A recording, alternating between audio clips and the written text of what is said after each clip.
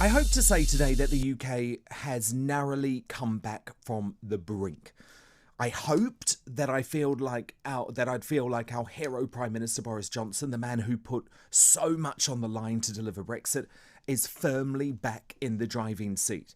He stared down doomsday Dr. Chris Whitty, his gloomy scientist sidekick Patrick Vallance, and their dodgy graphs to avert a second national lockdown.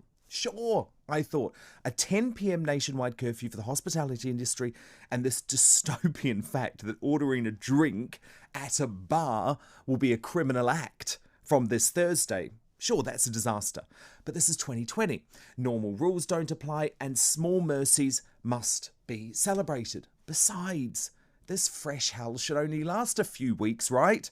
Sanity prevailed. Hallelujah. That was my mindset, I promise you. But then Boris Johnson went into the House of Commons at 12:30 p.m. and said these draconian rules and the accompanying authoritarian enforcement methods, including calling in the army, will likely last for 6 months. In one fell swoop, he cancelled Christmas and New Year celebrations of more than 6 people. He damned the hospitality industry, especially our beloved pubs, to financial ruin. He cancelled most sports, throwing the lifeblood of our society into chaos. And where was the evidence to say such a curtailment of our civil liberties and freedoms for half a year will actually tackle this virus? How about we give the current rules a chance to actually work and see what actually happens in terms of case numbers rather than rely on a scaremongering prediction?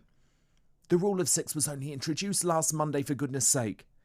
And where was the opposition from Keir Starmer, the man who claims to be leader of the opposition?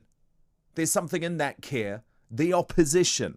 Look, I understand he wants to appear statesmanlike, but simply agreeing with every single new measure with no questions asked is causing the frustration levels of so many of us who want to see such major policies to undergo scrutiny to skyrocket. I know my frustrations today after watching Keir Starmer in the House of Commons skyrocketed.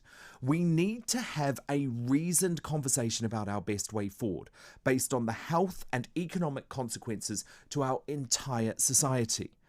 When I expressed that view on my Twitter today, typical COVID troll Kath Berry replied, "Can someone arrange a 12-hour shift on a COVID ward for Dan Wootton?" For folk like Kath, let me be very clear. COVID is a serious illness. I've had it. I understand. I'm not questioning that, and I never have. I accept the need for significant changes to our way of life, including social distancing and the protection of the most vulnerable. But I now fear the government's new 6-month COVID cure is becoming more dangerous than the disease itself. What about the potential 60,000 deaths from other illnesses like heart disease and cancer caused by delayed treatment and misdiagnoses? What about the death cycle caused by poverty that is likely to be prompted by mass job losses in the hospitality industry? What about the mental illness explosion causing a shocking growth in suicides as the real cost of forcing people to work and live in tiny shared flats for months on end starts to take its toll? And just imagine what that's going to be like when you can't even walk outside because it's snowing and it's freezing cold. Have you thought about that? I am grateful that Boris Johnson avoided announcing a full national lockdown today because it would have been devastating on so many levels. So Boris, I am grateful for that. But I am terrified that the Prime Minister has been left spooked by Whitty and Vallance in September after 3 months of summer.